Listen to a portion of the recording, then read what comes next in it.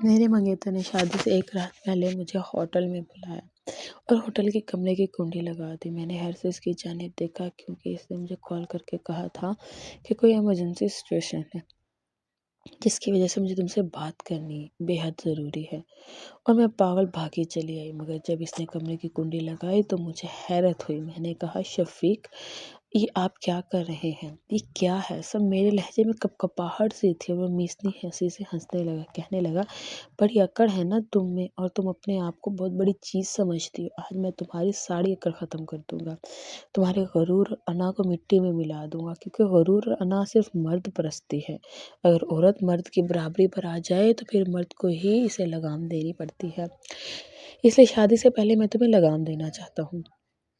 یہ کہنے کے ساتھ ہی وہ ایک دم سے مجھ پر جھپٹ پڑا اور مجھے پٹ پر دھکا دیا۔ میں اس کی اس اچانک حرکت پر بالکل ہی دنگ رہ گئی، کیونکہ مجھے شفیق سے اس قدر بے اعتنائی کی امید نہ تھی، نہ اس کی ہونے والی بیوی تھی۔ کل تو اس نے ویسے بھی مجھ سے سارے حق وصول کر لینے تھے، پھر شادی سے ایک رات پہلے میرے ساتھ اتنا بڑا کھلواڑ کرنے کی کیا ضرورت تھی؟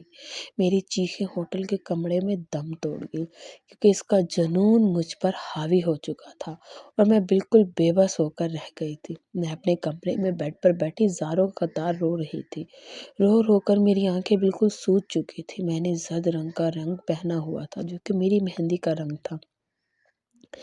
لہنگے کے ساتھ میرا چہرہ بھی بالکل زرد پڑ چکا تھا، یوں لگتا تھا جیسے میری نسوں میں خون کی گردش تھم چکی ہے اور میری سانس بالکل اٹک اٹک کر آ رہی تھی، کیونکہ ابھی تھوڑی دیر پہلے ہی میں اپنی عزت، اپنی انا، اپنا غرور ایک شخص کے جنون کو سونپ آئی تھی، وہ شخص جو میرا ہونے والا شوہر تھا، میری عزت کا محافظ تھا۔ اسی نے میرے ساتھ اتنا بڑا کھلواڑ کیا تھا کہ میں منہ کے بل زمین پر گری تھی۔ میری انا اور میرے غرور کو توڑنے کا یہ حربہ مجھے اندر تک توڑ گیا تھا۔ میری عزت نفس پاش پاش ہو چکی تھی۔ کمرے میں میری امی داخل ہوئی، وہ کافی پیاری لگ رہی تھی، کیونکہ امی کی مہندی کا جوڑا بھی میں نے انہیں اپنی مرضی کا دلوایا تھا۔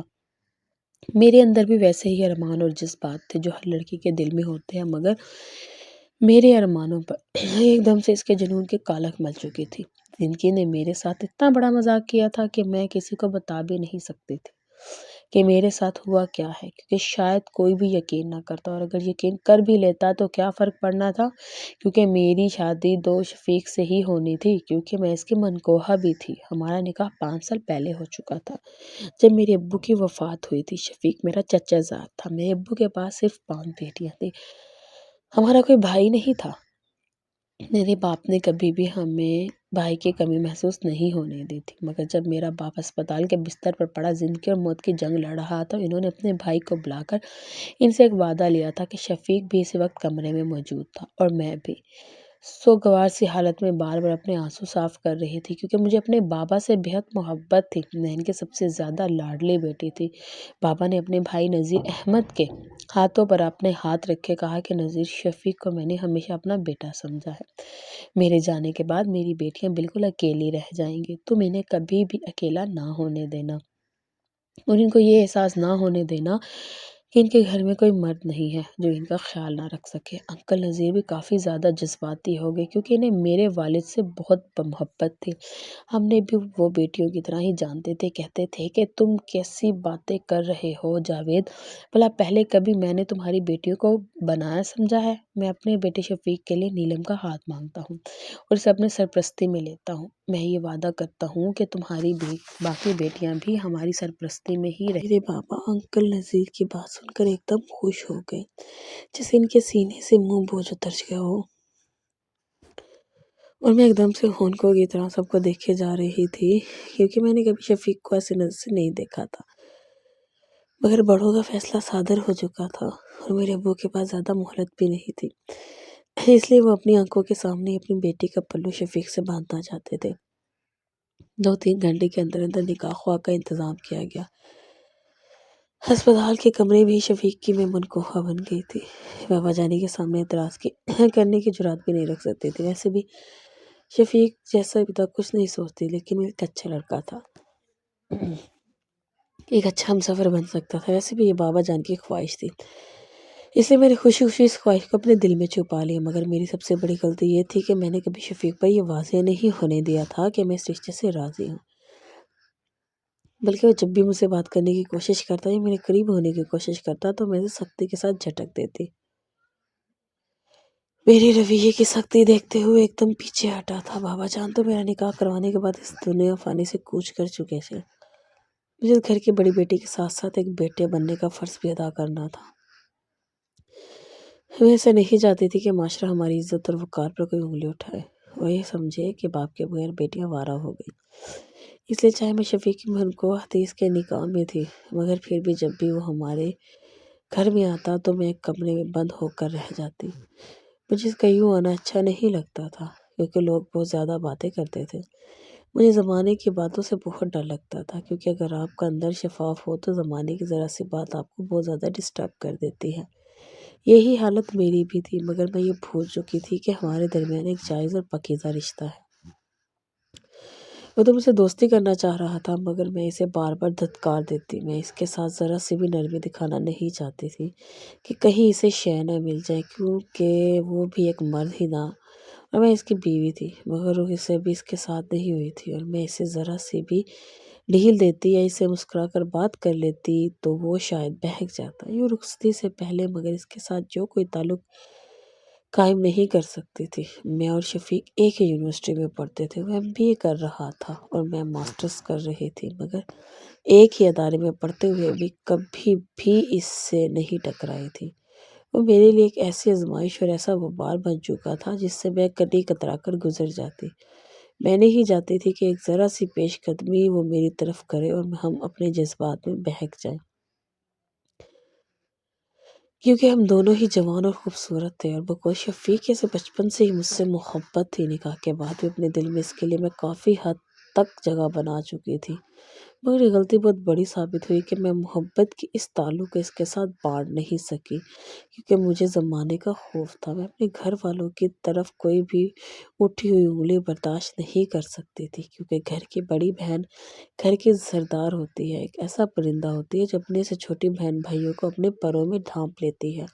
بڑی بہن ایک رول ماڈل ہوتی ہے۔ میں اپنے رویے سے یہ بات چھوٹی بہنوں کو ثابت نہیں کرنا چاہتی تھی کہ میرا کردار غلط ہے۔ میں شفیق کے ساتھ خوش گپیاں ہانکتی ہوں تو تاکہ ان کے دلوں میں بھی کوئی چور پیدا نہ ہو اور وہ کسی نامحرم کے ہاتھ رشتہ نہ بنا لے، اسی لیے میں اپنے جذبات کو اپنے دل کے تہہ خانوں میں چھپا کے رکھے بیٹھی تھی۔ ہمارے نکاح کو 2 سال کا عرصہ ہو چکا تھا۔ ان 2 سالوں میں شفیق نے سرتوڑ کوشش کی کہ میرے ارد گرد چڑھا ہوا سخت خول اپنی محبت سے اتار سکے، مگر میں نے اس خول میں ایک ذرا سی بھی دراڑ نہیں پڑنے دی اور اس کا نتیجہ مجھے شادی سے ایک رات پہلے بھگتنا پڑا کہ میں اپنے ہی قدموں پر کھڑے نہیں ہو سکی۔ اس رات مجھے اپنی غلطی کا احساس شدت سے ہوا تھا کیونکہ میری بے اتنائی، میری بے رخی شفیق اس کو میری نفرت سمجھتا رہا کہ میں اسے کوئی کمتر مرد سمجھتی ہوں، اس لیے اسے اپنے قریب نہیں آنے دیتی۔ اور مرد کی انا بہت طاقتور ہوتی ہے۔ مرد کی انا کو جنون بنتے ہوئے دیر نہیں لگتی۔ وہی سنون اس نے مجھ پر اتارا اور میرا یہ سخت خول ایسے چرخا کہ اس کے اندر میری اپنی ذات بارہ بارہ ہو گئی، مگر میں جانتی تھی کہ اس کے اندر اس قدر شفاق رویے کی وجہ کیا ہے کیونکہ ہماری شادی کے 1 ہفتے پہلے ایک ایسا واقعہ رونما ہوا تھا جس نے مجھے شفیق کی اس قدر عتاب کا نشانہ بنایا تھا۔ کیونکہ شفیق میں اس کے ساتھ میرا اور شفیق کا ماسٹر کمپلیٹ ہوا تو ہمارے گھر میں ہماری شادی کا شور اٹھنے لگا۔ ان 4 سالوں میں شفیق کے لیے اپنے دل میں اچھی خاصی جگہ بنا چکی تھی، مگر ایک بار بھی میں نے اس سے اپنی محبت کا اظہار نہیں کیا تھا، بلکہ وہ جب بھی میرے سامنے آتا میں بے رخی دکھا کر اسے پلو بجا کر چلی جاتی۔ ایک بار بھی میں نے اس سے نہیں پوچھا تھا کہ اس کے دل میں میرے رویے کی کس طرح چھاپ نقش ہو چکی ہے۔ ہماری شادی قریب تھی، میرے اندر وہ سارے جذبات انگڑیاں لینے لگے جو ایک جوان لڑکی کے اندر جنم لیتے ہیں جب اس کی نئی نئی شادی ہونے والی ہوتی ہے، کیونکہ میں شفیق سے بے پناہ محبت کرنے لگی تھی۔ اس کی محبت تمام محبت سے جانتی تھی کہ وہ کس قدر میرے پیچھے خوار ہوا تھا اور پھر تکار کے چپ ہو گیا تھا، مگر پھر میری محبت کے لیے بہت پاکیزہ 7 پردوں میں چھپی ہوئی تھی جس کا اظہار میں خود سے کرنے سے بھی ڈرتی تھی کہ کہیں یہ دل بغاوت پر نہ اتر آئے۔ مجھ سے چھوٹی میری 4 بہنیں تھیں اور مجھے ان کی عزت کا احترام کا خیال رکھنا تھا۔ میں اپنی بیوہ ماں پر بھی کوئی ایسی آنچ نہیں آنے دینا چاہتی تھی کہ جو زمانے بھر میں ہمیں بدنام کر کے رکھ دے، اس لیے 4 سال کے طویل انتظار کے بعد بالآخر وہ دن آنے والا تھا۔ جیسے جیسے دن قریب آ رہے تھے میری بے چینی اور بے قراری بڑھتی جا رہی تھی۔ میں نے سوچ لیا تھا کہ شادی کی پہلی رات اگر شفیق مجھ سے ناراض ہوا تو میں پیش قدمی کر دوں گی۔ یوں تو میں ایک عورت ہوں اور پہل کرے تو اچھی نہیں لگتی، مگر میں نے ان 4 سالوں میں شفیق کو اتنا زیادہ تنگ کیا تھا کہ اپنے سارے حساب کتاب اسے چکتا کروانا چاہتی تھی، مگر اس رات کے آنے سے پہلے میرے سارے حساب الٹے پڑ چکے تھے، کیونکہ شادی سے ایک ہفتہ پہلے جب میں اپنا روسی جوڑا لینے کے لیے اپنی ماں اور بہنوں کے ساتھ بڑی ایکسائٹڈ سی تیار ہو رہی تھی، شفیق بنا دستک کے کمرے میں گھس آیا۔ اپنے بالوں کو برش کر رہی تھی، ایک دم میں نے پلٹ کر دیکھا تو اس کی آنکھوں میں بہت زیادہ خمار تھا، جیسے وہ مجھ سے کچھ کہنا چاہتا ہو۔ وہ آہستہ آہستہ میرے قریب آیا، مجھے لگا شاید میرا حسن دیکھ کر وہ اپنے ہوش کھونے لگے گا۔ اس نے میرے دونوں کندھوں پر اپنے ہاتھ رکھے، کہا میں تم سے کچھ کہنا چاہتا ہوں۔ اس سے پہلے کہ کچھ بولتا میں نے اپنی بدگمانی میں اس سے کہا کہ میں جانتی ہوں تم مجھ سے کیا کہنا چاہتے ہو، مگر شادی سے پہلے یہ سب کچھ ممکن نہیں ہو سکتا۔ جہاں 4 سال انتظار کیا تم 4 دن صبر نہیں کر سکتے؟ میرے لہجے میں تھوڑی سی تلخی تھی، پھر اس کا چہرہ ہماری حدت کے سرخ پڑ گیا۔ کہنے لگا میں تمہارا شوہر ہوں، میں تمہارے ساتھ کچھ بھی کروں مجھ پر جائز ہے، تم ہوتی کون ہو مجھے منع کرنے والی؟ شاید وہ کچھ اور کہنے آیا تھا، مگر میرے اس تلخ رویے کی وجہ سے اس کا رویہ بھی تلخ ہونے لگا اور اس کی آنکھوں میں خمار کے بجائے غصہ دھرنے لگا۔ وہ جیسے مجھے تو شے مل گئی تھی۔ مجھے اس کے جملے نے اتنی زیادہ چوٹ پہنچائی کہ مارے درد کے میں مٹھیاں بھیج کے رہ گئی، مگر اس نے اس بات پر ہی بس نہیں کی، میرے کندھوں سے پکڑ کر مجھے جھنجھوڑ ڈالا۔ کہنے لگا بڑی عقل ہے نا تم میں، چاہوں تو 1 منٹ میں ختم کر سکتا ہوں، کیونکہ جب مرد اپنی چیز کو اپنی انا کا مسئلہ بنا لے تو پھر وہ ہر حد پار کر لیتا ہے، اس لیے مجھے مجبور نہ کرو کہ میں تمہارے ساتھ نرمی والا معاملہ نہ رکھوں۔ میں نے محسوس کیا ہے جب سے ہمارا نکاح ہوا ہے تم اپنے آپ کو پتہ نہیں کیا سمجھنے لگی ہو۔ جلدی میں تمہارے قریب آنے کی کوشش کرتا ہوں تم مجھے یوں نظر انداز کر دیتی ہو جیسے مجھے کوئی اچھوت بیماری ہو۔ یار ہم دونوں دوستی بھی تو کر سکتے ہیں نا، مگر تم نے تو مجھے دوستی کے بھی قابل نہیں سمجھا، اور مجھے تو لگتا ہے شاید تم میری محبت اور چاہت کے لائق ہی نہیں ہو۔ یہ کہہ کر اس نے میرے دونوں کندھوں کو زور سے جھٹکا۔ اب مجھ میں مزید ضبط کرنا مشکل تھا، اس لیے میں نے ایک زوردار تماچا اس کے گال پر رسید کیا، اور اس لیے بڑی غلطی تھی جس کی سزا مجھے اتنی بڑی ملی کہ جو میری زندگی کی پوری خوشیاں نکل گئی۔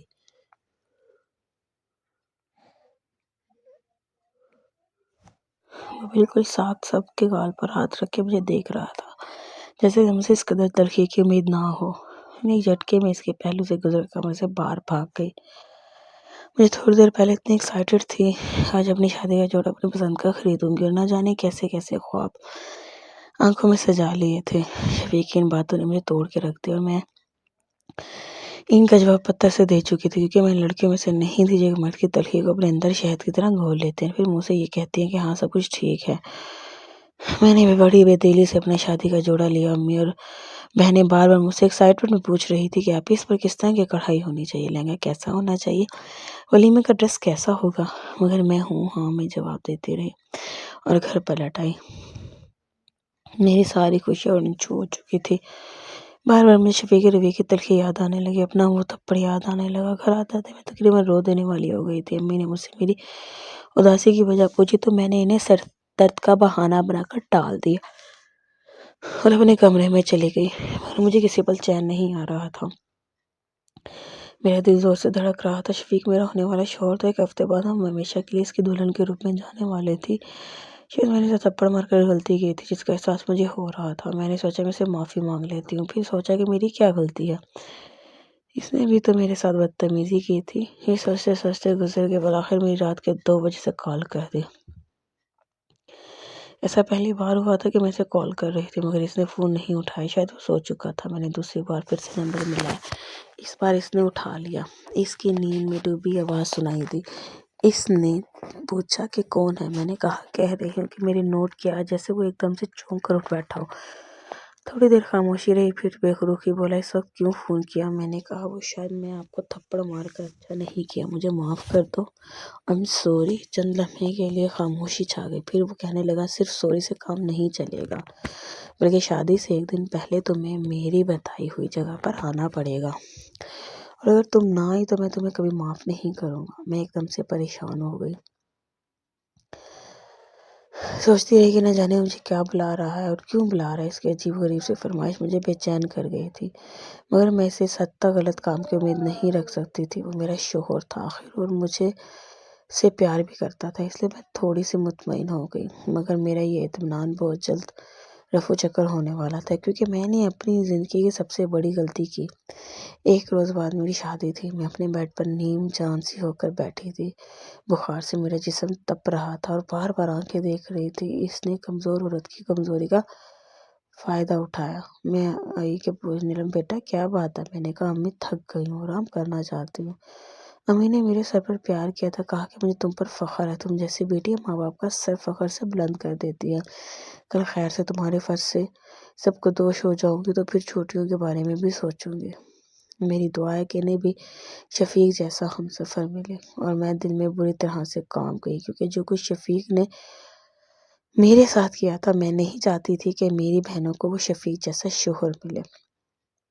रुखसती का दिन भी आ गया, मैं बिल्कुल रोबोट की तरह सब कुछ कर रही थी।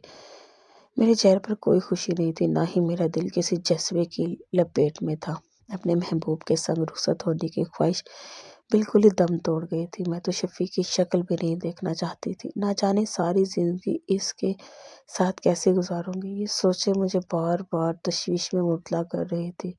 बिला आखिर मैं इसकी दुल्हन बन के इसके कमरे में चली गई। मेरा जिस्म अब भी बुखार में तप रहा था, आंखें सुर्ख अंगारे जैसी हो रही थी, दिल में एक ऐसी आग जली थी, यूँ लगता था हर चीज़ तहस नहस कर दूंगी। तकरीबन 10 बजे के करीब दरवाज़ा आहिस्ते से खुला और वो कदम कदम उछालता मेरे करीब आया। मैंने इसे महसूस करके अपना मुंह दूसरी तरफ मोड़ लिया। वो मेरे साथ आकर बैठ गया, बिल्कुल खामोशी से मुझे देखने लगा। फिर इसने आहिस्ता से मेरा हाथ थाम लिया तो मुझे जैसे करंट लग गया। मैंने एकदम से अपना हाथ झटका और नफरत से इसे देखा। मैंने कहा, तुम सारे मर्द एक जैसे होते हो, हवस परस्त। ये कमज़ोर औरत के जज्बात से खेलते हुए तुम लोगों के साथ तक नहीं होता कि वो दिल ही दिल में तुम्हें चाहने लगी थी। मगर मैं आज शर्मशार हूँ कि मैंने अपने बहुत ज़्यादा कीमती जज्बे तुम्हारी ज़ात के लिए मुख्तस किए, क्योंकि तुम इस काबिल नहीं हो। और अगर तुम्हें लगता है कि मैं कमज़ोर लड़की और फिर से तुम्हारे जुनून का निशाना बन जाऊंगी, तो ये तुम्हारी बहुत बड़ी भूल है। तुम्हारे साथ रुखसत होकर तो आ गई हूँ, मगर मुझे छूने की कोशिश भी मत करना, वरना मैं शोर मचा दूंगी। जितनी अजियत और तकलीफ तुमने मुझे दी है, इसे कई गुना ज़्यादा मैं तुम्हें दूंगी। मैंने एक अज़म से कहा था। इसकी आंखों में आंखें डालकर, जो कि मेरी ही तरह लाल सुर्ख थे, जैसे वो भी रात भर ना सोया हो, मगर मुझे इससे कोई फ़र्क नहीं पड़ता था। इसने कहा कि जब तुमने मुझे थप्पड़ मारा था, मेरा बस नहीं चल रहा था कि तुम्हारे साथ क्या कर डालूं। हालांकि मैं तो इस दिन कमरे में तुम्हें यही बताने आया था कि मैं तुमसे बेपनाह मोहब्बत करता हूँ, मगर तुमने शायद हर मर्द को एक ही कैटेगरी में रखा है कि मैं तुम्हारा कोई गलत फ़ायदा उठाऊंगा क्योंकि तुम मेरी बीवी हो। अगर मैंने ऐसा करना होता तो कई बार कर चुका होता, मगर मैं तुमसे मोहब्बत करता था नीलम, और तुमने थप्पड़ मार के मेरी गैरत को जगाया था और मैं हैवानियत पर उतर आया। मेरे जहन पर शैतान सवार हो चुका था। मैंने ये तक नहीं सोचा कि हमारे दरमियान कितना मुकद्दस रिश्ता है, और जब मैंने वो सब कुछ कर डाला जो मुझे नहीं करना चाहिए था, तो एक पल के लिए भी मुझे चैन नहीं मिला। शायद मैं वाकई तुम्हारी माफ़ी के काबिल नहीं हूँ। तुम इस घर में आराम सुकून से रहो, ये घर तुम्हारी मलकियत है। और मैं वाकई हैरान हुई कि मुझे लगता था कि वो आज भी मेरे साथ ऐसा ही सलूक करेगा और शायद सारी ज़िंदगी मुझे अजियत देता रहेगा। इसलिए मैंने इसे इतनी तलखी दिखाई दी ताकि वो मुझे कमज़ोर ना समझे, और इस रात मेरे करीब नहीं आया था। बालकनी में सारी रात खड़े होकर सिगरेट पीता रहा। इसे भी शायद इतनी ही तकलीफ थी जितनी मुझे थी, मगर मैंने कोई परवाह नहीं की, मुंह बसूर कर सोती रही। सुबह जब ताई जान हमारे कमरे में आई और प्यास से मुझसे मिली, तो इन्होंने कहा कि नीलो, तुम तो बहुत तेज़ बुखार है। मैंने कहा, नहीं, बस ज़रा सी थकावट है, मैं ठीक हो जाऊंगी। मगर इन्होंने तशवीश के आलम में शफीक को मुखातिब किया, जो वॉशरूम से गीले बालों के साथ निकला था।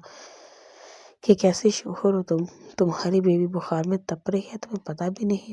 اس نے ایک دفعہ چونک کر میری طرف دیکھا، جیسے وہ واقعی نہیں جانتا تھا۔ چچی نے کہا کہ اسے فوراً ڈاکٹر کے پاس لے کر جاؤ۔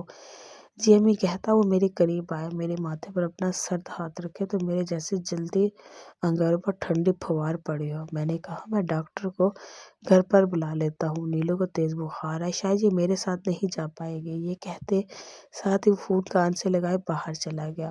چچی میرے سامنے بیٹھ کے کہنے لگی میں تمہاری چچی نہیں ہوں، تمہاری ماں ہوں، کیونکہ میں نے ہمیشہ شفیق کے لیے تمہیں ہی سوچا تھا۔ شفیق بھی تم سے بے پناہ محبت کرتا ہے، ہر وقت نیلو نیلو کی رٹ لگائے رکھتا تھا۔ اپنے لبوں پر مسکراہٹ سجا کر مجھے اپنے بیٹے کی محبت کے قصے سنا رہی تھی، اور میں جیسے سن کر بھی نظر انداز کر رہی تھی، کیونکہ اس کا قصور اتنا آسانی سے معاف کرنے والا نہیں تھا۔ شادی کو 1 ہفتہ ہو چکا تھا، سب نے رٹ لگانی شروع کر دی تھی کہ تم لوگ ہنی مون پر کیوں نہیں جا رہے۔ شفیق میری طرف خاموشی سے دیکھنے لگا۔ میں بے چتاب کھا کر جاتی کیونکہ میں اس کے ساتھ کہیں جانا نہیں چاہتی تھی۔ میرے لیے کمرے میں اس کے ساتھ سونا کسی آزمائش سے کم نہیں تھا، حالانکہ اس نے مجھے کبھی پریشان بھی نہیں کیا تھا۔ بس بالکنی میں بیٹھا رہتا، پھر آ کر صوفے پر سو جاتا۔ اب وہ مجھے دیکھ رہا تھا کہ گھر والوں کی باتوں کا کیا جواب دے۔ میں نے خاموشی سے سر جھکا لیا کہ یہ خود ہی ہینڈل کر لے گا۔ ہماری شادی میں شادی جیسی کوئی بات نہیں تھی، تو پھر ہنی مون کا کیا فائدہ۔ لیکن اس کی اگلی بات نے مجھے چونکا کے رکھ دیا۔ کہنے لگا امی ہمارے اس ہفتے پلان ہے ناران کا غان جانے کا۔ میں نے غصے کی حالت میں اسے دیکھا تو اس نے میری طرف مسکرا کر دیکھا اور نظریں جھکا کر ناشتہ کرنے لگا، جیسے اس سے میرے رویے سے کوئی فرق نہ پڑا۔ اگلے ہفتے تک گھر والوں نے ہی ہمارا سامان طے کر کے ایک بڑے سے اٹیچی کیس میں ڈال دیا، جیسے بھی پتہ نہیں وہاں کتنا عرصہ رہیں گے۔ چچی نے یہ کہا کہ یہ چیز بھی رکھ لینا، وہ بھی رکھ لینا، کیونکہ وہاں بہت ٹھنڈ ہوتی ہے۔ اور میں تو بس بے چتاب کھا کر رہ جاتی، مگر ہمیشہ کی طرح ہم بے بس تھے۔ پھر اس کی سنگت نے مری کے سفر پر نکل گئی۔ ہم نے اسلام آباد کے کچے سے ہوٹل میں کھانا کھایا۔ میں بالکل خاموشی سے کھانا کھا رہی تھی، پھر اس سے بات بھی نہیں کرنا چاہتی تھی، مگر وہ مجھ سے بالکل نارمل انداز میں باتیں کر رہا تھا، جیسے ہمارے درمیان کچھ ہوا ہی نہیں تھا، اور مجھے اس کا نارمل انداز زہر لگ رہا تھا۔ میں نے کہا سوچ کر تم مجھے ساتھ لائے ہو، کیونکہ جس مقصد کے لیے ایک شوہر بیوی کو ہنی مون پہ لاتا ہے وہ مقصد تو تمہارا کبھی نہیں پورا ہوگا۔ وہ ایک قدم سے مسکرایا، کہنے لگا فکر مت کرو، میری عقل اب ٹھکانے آ چکی ہے، جب تک تمہارا غصہ ٹھنڈا نہیں ہوگا میں تمہاری ضد کا احترام کروں گا۔ میں نے کہا میرا غصہ کبھی ٹھنڈا نہیں ہوگا، کیونکہ تم نے میری تذلیل کی ہے، مجھے توڑ کے رکھ دیا۔ وہ کہنے لگا اس لیے تو تمہیں یہاں لایا ہوں، سنا ہے خوبصورت مناظر دیکھ کر ٹوٹے دل پھر سے جڑنے لگتے ہیں، اور ہڈیوں کو چٹکا دینے والی ٹھنڈ محبوب کے پہلو میں چمٹنے کو دل کرتا ہے۔ وہ خمار آلود لہجے میں میری آنکھوں میں آنکھیں ڈال کر کہہ رہا تھا۔ میں نے ایک دم سے چمچ پٹک دیا اور وہاں سے چلتی بنی اور جا کر گاڑی میں بیٹھ گئی۔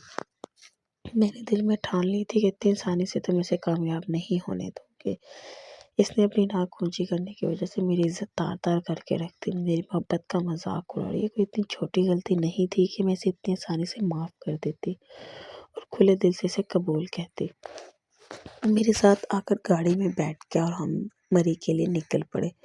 مری کا موسم واقعی بہت ٹھنڈا تھا۔ میں نے گھر سے آتے ہوئے کراچی کے موسم کے حساب سے کپڑے پہنے تھے، مگر یہاں آ کر تو ایک دم سے میں تھر تھر کانپنے لگی۔ گاڑی سے نکل کر ہوٹل تک پہنچتے راستے میں ہونے والی بارش نے مجھے مکمل طور پر بھگو دیا۔ شفیق نے گاڑی میں سے گرم شال نکال کر میرے کندھوں پر ڈال دی۔ ہوٹل تک پہنچتے میں بالکل برف بن چکی تھی، کیونکہ کراچی کا موسم کافی زیادہ گرم تھا۔ یہ ایک دم سے گرمی سے سردی میں آنے پر جسم شاید اس ٹھنڈ کو قبول نہیں کر رہا تھا۔ میں نے جلدی سے کپڑے بدلے اور نہانے گھس گئی۔ رات کے تقریباً 8 بج چکے تھے۔ شفیق نے کھانا روم میں ہی آرڈر کر لیا تھا۔ میری حالت کے پیش نظر اس نے مجھے چکن سوپ منگوا دیا، مگر میرے اندر اتنی بھی سکت نہیں تھی کہ میں اٹھ کر بیٹھ کر ان سے ٹیک لگا کر کھانا کھا لی تھی، اس لیے یہ مشقت بھی اسے اٹھانی پڑی۔ میں نے چاہتے ہوئے بھی اس کی محتاج، شکر ہے کہ اس نے مجھے کندھوں سے پکڑ کر اٹھایا تو میں نے ایک دم سے اسے پیچھے جھٹکا دیا۔ میں نے کہا میں خود کر لوں گی، آپ زحمت نہ کریں۔ اس نے میری ایک نہ سنی اور افسوس سے سر ہلایا اور کرسی پر بیٹھ کر مجھے دیکھنے لگا۔ بڑی مشکل سے چکن سوپ کی سپ لے رہی تھی، میرے ہاتھ کپا رہے تھے۔ کہنے لگا، مجھے اندازہ نہیں تھا کہ میری بیوی اس قدر نازک ہے، ذرا سا موسم برداشت نہیں کر سکی۔ میں نے ناگواری سے گھورا۔ بمشکل 2-3 چمچ پینے کے بعد مجھے بے تحاشا نکہت محسوس ہو رہی تھی۔ وہ اٹھا اور میرے ماتھے پر ہاتھ رکھ کے کہنے لگا، تمہیں تو بہت تیز بخار ہے، بتایا کیوں نہیں تھا؟ میں نے کہا، میری پرواہ کرنے کی ضرورت نہیں آپ کو، میں خود ہی ٹھیک ہو جاؤں گی۔ مگر اس نے بیگ میں سے پین کلر نکال کر دی جو وہ اب ساتھ لایا تھا اور پانی کا گلاس میری جانب بڑھایا۔ میں نے کہا، مجھے میڈیسن نہیں کھانی، تو وہ ایک دم سخت لہجے میں بولا، زیادہ نخرے مت دکھاؤ، میڈیسن کھاؤ۔ میں نے کہا، آپ جائیں یہاں سے، مجھے نہیں کھانی۔ مگر اس نے میری تھوڑی سے چہرہ پکڑ کر اوپر کیا، کہنے لگا، منہ کھولو۔ میں نے عجیب صورتحال میں پھنس چکی تھی، اس لیے مجبوراً منہ کھولنا پڑا۔ اس نے میرے حلق میں گولی پھینکی اور پانی کا گلاس تھما دیا۔ میں نے بمشکل گولی نگلی تھی، کیونکہ مجھے بخار کی ٹیبلٹ کھانا دنیا کا مشکل ترین کام لگتا تھا۔ اس نے اچھی طرح سے مجھے لحاف اڑایا، مگر میرا جسم بے تحاشا کانپ رہا تھا۔ وہ سامنے آرام دہ کرسی پر بیٹھ گیا اور ہاتھوں پر چہرہ رکھ کر سنجیدہ نظروں سے میری جانب دیکھنے لگا۔ سر لحاف کے اندر سے نکال کر کہا، مجھے ایک اور کمبل چاہیے۔ میرے دانت سردی کی وجہ سے بج رہے تھے۔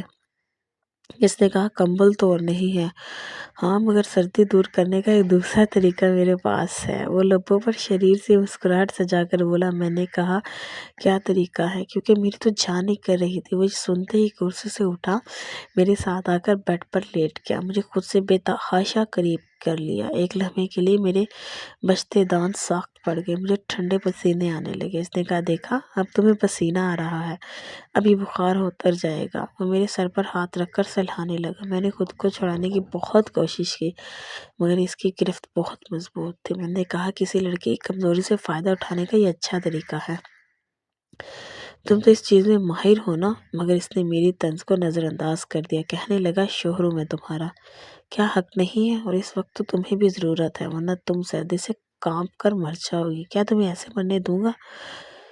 کہو تو چلا جاتا ہوں۔ اس نے میری آنکھوں میں آنکھیں ڈال کر کہا۔ میرے سانس میرے سینے میں اٹک چکا تھا، کیونکہ یہ احساس بہت شدید تھا۔ میں چپ چاپ اس کی آنکھوں میں دیکھتی رہی۔ کہنے لگا، معاف نہیں کرو گی؟ مجھ سے غلطی ہو گئی یار، مجھ سے، مگر میں نے کوئی گناہ تو نہیں کیا نا، کیونکہ تم میری نکاح میں تھی۔